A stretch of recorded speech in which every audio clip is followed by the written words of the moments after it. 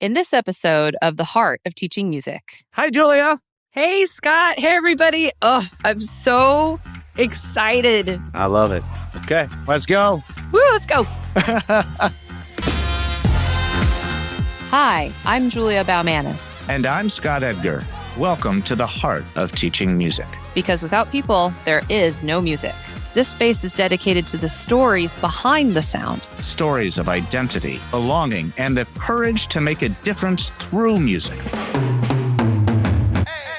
Join us as we welcome leaders in music and music education who share their journeys, their challenges, and what it truly means to teach, connect, and lead in our profession. Together, we'll explore why music matters and discover the true power of music for all. Hi, everybody. Whenever you start something new, there are so many questions. Is it going to be the right thing? Is it going to be the thing that fulfills us? Is it going to be the thing that is going to make an impact? I was hearing someone speak the other day, and they were talking about going up a ladder. And they were saying how you always want to try to take the next step. And I think that is so true in music education. We're never satisfied. I want a bigger ensemble. I want harder rep. I want to take the next step up the ladder. And what was expressed so profoundly after the person who was speaking was talking to me about the ladder analogy was that it doesn't matter how high you go up on the ladder. It matters that the ladder is against the right wall. And that just was so impactful to me, realizing that we have the right motivation for what we're doing, that we're centering the right purpose behind climbing up that ladder. And friends, it is with that I want to thank GIA Publications for sponsoring this very first episode of a brand new podcast. And I would like to welcome us to the heart of teaching music.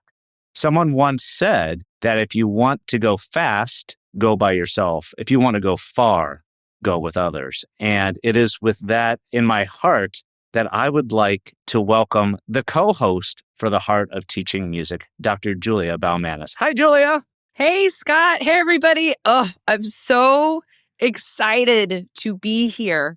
And if you all have heard Scott and I work together on previous podcasts or even, at one of our music educator professional development conferences, it is a good time. And I think all of us here today are going to try to get through a couple of things, introduce our new podcast. It's a podcast, but really a resource for us to all to talk about the things that we know to be true about music. Yes, like Scott said, we want bigger bands, bigger orchestras, harder rep. We want to take our bands here and go to this conference and present here. But again, how do we get there? And I think all of us can agree that when we have a team behind the journey is more enjoyable, more fulfilling, more effective, all of those things. And it makes the destination even more beautiful. And I am so happy that Scott asked me to be a part of this and co-host this with him because it is a dream team, man, that we are together. Like everything we do together, it's just a good time. So very happy to be here. Julia, it is so good. And the projects that we've worked on in the past, I think they've all fed into this, right? This is where we're going. And as Julia was alluding to, so many people are going to be joining us on this podcast to explore the heart of teaching music. But beyond that, I think one major goal, Julia, that I have is to really define what music for all can look like. Mm-hmm. What does music for all mean to so many different people? What are the barriers to music for all? And how can we bring some people on this podcast that can help us see how we can expand music for all to truly be that? Absolutely. And, sometimes answering that question and also looking inward to how we personally are addressing that question in our classrooms is difficult. Mm-hmm. It might show off, some things, some unconscious biases, some barriers of our own program. But what's cool about this podcast and the people that we're going to bring on as guests is it's not just identifying what those are, but it's also talking about solutions, things that maybe we have not thought about of how to afford more musical opportunities, more impactful musical moments for our students. I know that I learn best when I have great models who are incredibly different than me to look towards for some guidance. And, it's not that any of us are doing a bad job. If you're coming and listening to this podcast, you already are going to find a tool that could be helpful to your program. But perhaps we can bring a different light and a different way to even out the playing field a little bit between different programs, break down those barriers that we talked about, but even talk about some different stuff, some stuff with other people that really could just enhance what we're already doing. So I'm very, very excited. You said a few things there that really got me just reflecting upon where are some spaces that I might be limited in how I'm approaching the ensemble that I get to work with on a daily basis in the program that I get to facilitate. Just a little bit really quickly, background on me. I teach at Lake Forest College, which is about 30 miles north of Chicago. I'm the director of bands. I'm the chair of the Department of Music, and I teach a lot of classes in music education. But with all that being said, I think it's really important to know the heart of what I do. I'm also a husband. I'm also a father. I'm a music educator. So many of those things, I love working out. I love grilling. Those are things that really keep me grounded when everything starts to feel a little hard. So those are going to be things that we're going to talk about. We're going to talk about the heart of teaching music being the heart of the human beings that are making the music. Yeah. We say in the intro a line that says something like, these are the stories behind the sounds. I have the privilege of teaching Conducting 1 and Conducting 2 and grad conducting at my university. I work at Rutgers University. I'm the associate director of bands. Part of that is I get to teach future teachers of music how to teach both in their gesture and their rehearsal skills. And I always say to my conducting students, what I teach is not the only way of how to conduct. There's lots of schools of thought here. But I do have one non-negotiable, and it's that they understand without the people in front of them, without the people in the ensembles, we're just a bunch of weirdos waving our arms in a weird way. So you have to serve the people in front of you. You have to really make sure that you understand you're there for them. You're there for the music and the person behind the music that has given you their art to bring into life. It's a lot of responsibilities, but at the essence of it, it's the person, it's the heart of that musical activity that you're doing. It's so true. I mean, we've heard it said many times by conductors that I'm not making any sound, right? All the sound is coming from the people in front of us. It was really, really interesting. I was in a rehearsal here at Lake Forest College the other day, and I was actually finding myself in a place of conductors. I was doing damage, right? What I was trying to show from the podium was actually making the ensemble worse. So I had to pull back from that. And the second time I stepped back, the ensemble, they took a deep breath. And my gosh, things just got so much better because the agency was with the players. Yeah. Absolutely in line with what you just said. You know what else is cool is I was at an honor band, last 2 weeks. And honor bands are great, right? It's usually a weekend and it's a lot of music and they're so excited and you throw a lot at them. There's sort of this slump in day 2 where everybody starts to settle in. They get exhausted because it's been a lot of, work. They're out of school. It's late night rehearsals. So right around day 2, the day before the concert, towards the end of it, they're getting tired. And I was trying really hard to get something more out of them in this particular slow area. And I too felt like I was just doing harm. It was not connecting. It wasn't working. So instead of me, and it was a chorale, easy, 4/4, not anything that you really have to know too much about conducting to actually do the conducting thing, right? I said, you know what? Let's get somebody else up here. And I had a student come up and they did great, Scott. I mean, this was a junior in their program, a trumpet player, lead trumpet, girl from Jackson High School. She did great. And the ensemble paid so much more attention because it was one of them. Yep. It was somebody in the team from the seats. And they had this change of focus because it was a new person. It was also, somebody from their team. So again, leading with the heart, the people in the ensemble, the purpose of the music, as opposed to, the flip side, which it's important, to do notes rhythms technique, all that kind of stuff. Super important. But I think we're really going to dig into in this podcast how to do all that really important stuff with the idea that you have to lead with the people first, the heart first, the soul of it first. And it, to me, goes easier and it's much more efficient, much more beautiful. 110%, friend. My mind, as you were speaking there, Julia, was that Scott Rush, who's going to be a guest on this podcast. Woo, Scott. We love Scott. Two Scotts. Two Scotts, Scott squared, look out. As Scott says, we're in the people business and we're in the music business. And the second that you forget one of those, you fail. And let's just be very honest that the T word in our profession, tradition, can sometimes rear its head. And the traditions that we've come from, the cloth we've been cut from, haven't always been healthy. And does that mean that it hasn't achieved really, really strong musical outcomes? No. Fear is a great motivator, but it's not one that I like to be around, and certainly not one that I'm able to remember the music over the fear. So that's going to be something that we're going to approach. What are the traditions in our profession that sometimes, wow, I need to relearn that, because let's just be honest, we teach how we were taught. Another one of our guests, Julia, who I can't wait to talk about tradition, is Jason Fettig, coming from the Marine Band. Yes. I know, right? And now director of bands at University of Michigan. Go Blue. I might have just turned off half of our audience ship right now, but go Michigan. Yeah, well, and I had the opportunity to hear Jason speak at the WBDI Women Band Directors International at our winter meeting at Midwest. He was the guest speaker. You want to talk about somebody who is deeply rooted in tradition, the military tradition. I myself am from a military family. Both my parents are veterans.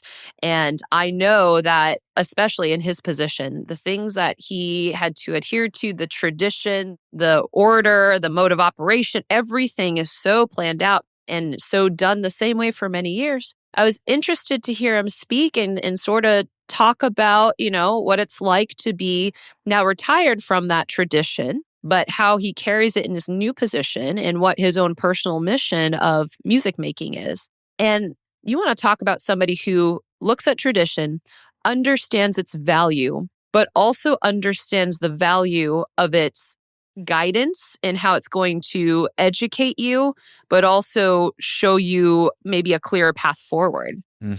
He is not afraid to find a tradition, say, okay, that works, or maybe it doesn't, and use that as the next step on that ladder that you talked about in the very first part of this, to go up or maybe go down, or dare I say, move the ladder to a different wall. It was fascinating. I thoroughly thought the conversation was going to go one way and it went the absolute other way. And I got up after the speech and found him and I just said, thank you. And he admitted to me he was a little bit nervous to speak to Women Band Directors International as a non-female identifying musician. And he did it in such a way that made me understand that he knows this is the business of people who are also musicians. And it was transformative. I cannot wait to have him on this podcast. Unreal. Absolutely. And, as you were talking about Jason and thinking about who's at the table and maybe who's not at the table, thinking about some of the other people who were going to be so privileged to have join us on this podcast. Certainly people who have broken barriers throughout their entire careers. I mean, gosh, we're going to have Paula Kreider, who's going to join us. Yes. Oh my gosh. I'm like, I have to prepare myself to not just fangirl the entire time. We're here for fangirling and fanboy. I'm here for it. I am a Paula Kreider fan. And my gosh, the things that she has done throughout her career, I cannot wait to pick her brain and just hear her thoughts on where the profession has been, the tradition, and where she hopes it goes.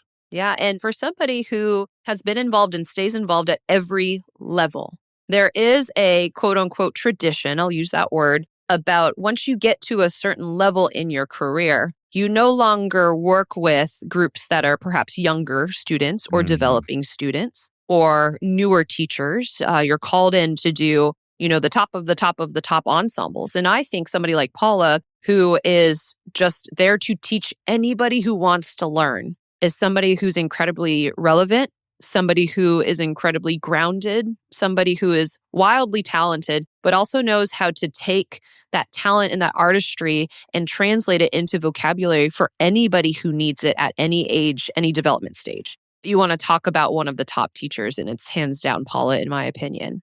I can't wait to have her here. 100%. I think you really just hit on a big issue in our profession, that we think that the more advanced the developmental level of the musicians, that's where the quote unquote best teachers need to go. And my gosh, if you're a great middle school band director, why do you need to move up to high school or move up to college? Stay at middle school. I was at Midwest, Chip DiStefano, and the work that he did with McCracken Middle School. Yeah. My gosh. Oh, seriously, the musicianship in those kids, not only do they play, but they want to be there. They believe, and the culture that was created. And it's just gorgeous. Let's take a quick break. This episode is sponsored by GIA Publications. GIA is a leading publisher of music education resources. From music play for infants to beginning band and strings methods, college-level texts to music aptitude tests, books from leading voices in music education to top-notch recordings, GIA has something for you. Visit giamusic.com to learn more. giamusic.com. Hey, HOTM family. Do you have a comment, a general question, or even a question for a specific future guest? Great, because you could be a part of a future episode.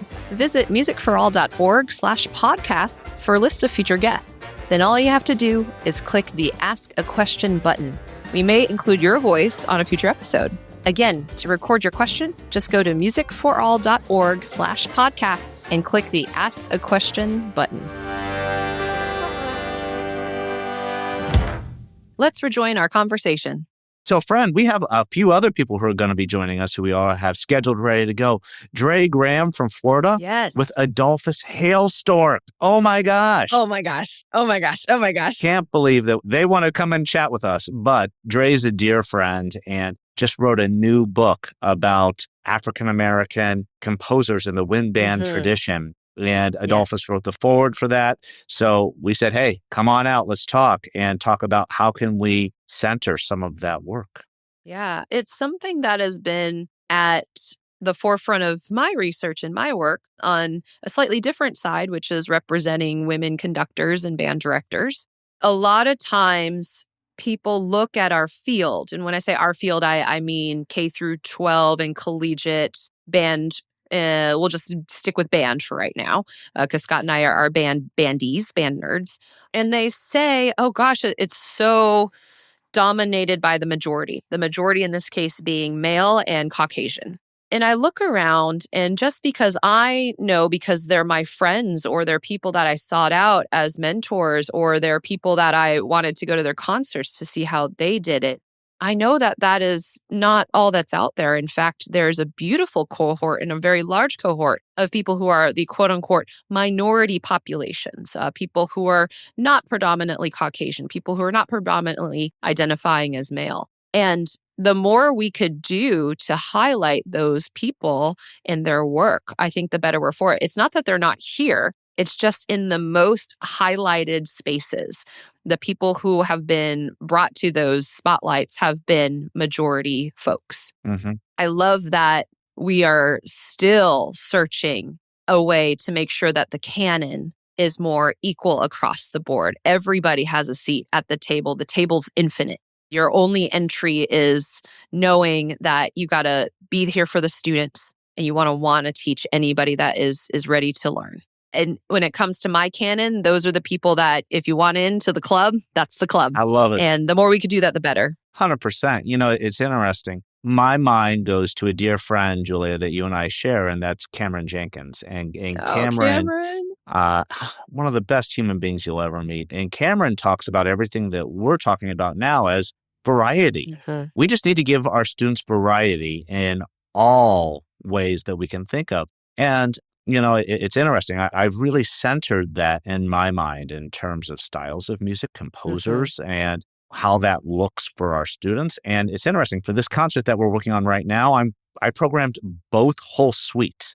So we're doing whole suite in E flat and whole suite in F. And one of the students came up to me and was like, this isn't your typical programming. And I was like, no, but this is great music that we need to play. And we're centering that with Omar Thomas's Shenandoah. And it's variety. It doesn't mean that we don't embrace where we've come from. Going back to what we were talking about with Jason, one of the biggest things, you talked about the spotlight, that I think one of the greatest joys that I've ever had in my life, Julia, is being able to find opportunities for students who typically don't get the spotlight to be there. Yeah. And one of the episodes that I cannot wait to share is going to be welcoming Equity Arc and Rodney Dorsey and the Equity Arc Executive Director, Stan Thompson, here. Yep. And I just cannot wait to hear their stories of how they have given opportunities for their students to have some of the brightest lights, including sharing the stage with the Chicago Symphony Orchestra last.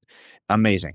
Absolutely amazing. That, to me, when we talk about what is music for all, that's music for all. Yes. And the goal is, right, I serve on the Equity, Diversity, and Inclusion Committee at my university and similar committees in other organizations. And one thing we always talk about in any of these committees is, we're doing this work. We're providing this performance opportunity. We're providing this resource for students who typically do not get these things in the hopes that one day we'll never have to do this because it is so much a part of the tradition. I'll use that word again. Our tradition is to be full of variety. Our tradition is to say yes and not this or that.